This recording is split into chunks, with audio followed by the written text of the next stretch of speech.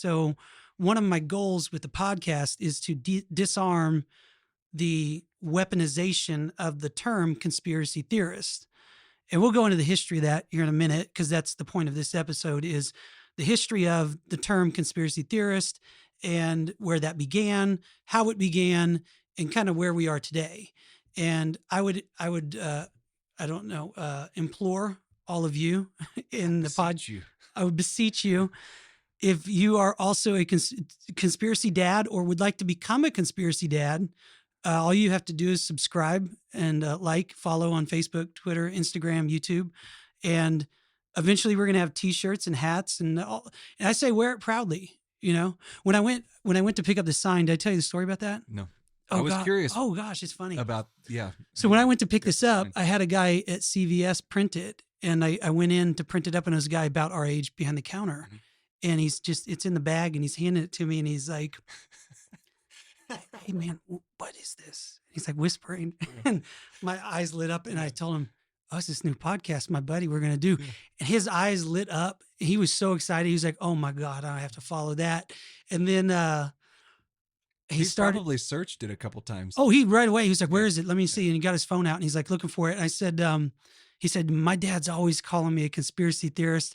And I just told him, I said, "Your reaction is exactly the reaction I'm hoping for from the general population." And I said, "Embrace it, man. Like whatever. Yeah, I'm a conspiracy theorist." It's when we think about the term, what does that mean to be a conspiracy theorist? There's the media /CIA version of the weaponization of that term. It's kind of like, if you think about, and this is another episode we'll get into, but 9/11 truthers. People specifically, and it's the same Operation Mockingbird. It's the same people that they weaponize the term truther.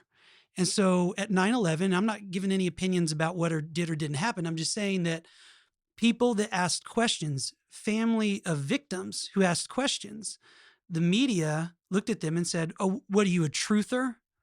You're looking for the truth," and they said it in this really cynical, belittling way. And it's the same kind of thing. Like, what are you, conspiracy theorist? As if humans don't all conspire and all theorize about everything that we do all the time. Yeah.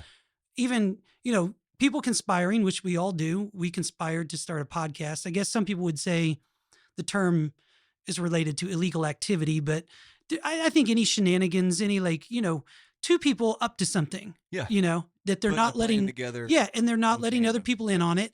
And they're going to make theories about what they're going to try to do. Mm-hmm. That's it. That's all it is. Yeah. I think you made the comment earlier. It's sort of what we do as a species, right? I mean, it's evolution. You're hypothesizing about what might.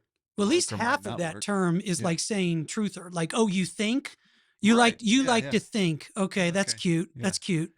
And to me, that's just disgusting. It's like, and so that's the goal, I guess, is to try to get around that. I know that's a lofty goal to say, I'm going to change what, people's perception of conspiracy theorists means. But I think that we're at a point in history where that's what you have to do. You kind of have to throw it back in their face, where it's like, the charge is so ridiculous to say, truther, really? It's like, yeah, I am. Yes, I'm a conspiracy theorist. Mm-hmm. If by that you mean somebody who's skeptical of, mass media and government agencies just telling me what to think when my lying eyes see something different. Sure, yeah. I'm not saying that I know everything. I'm just saying it's okay to question narratives. It's probably, I would say, the moral thing to do, mm-hmm. to question narratives.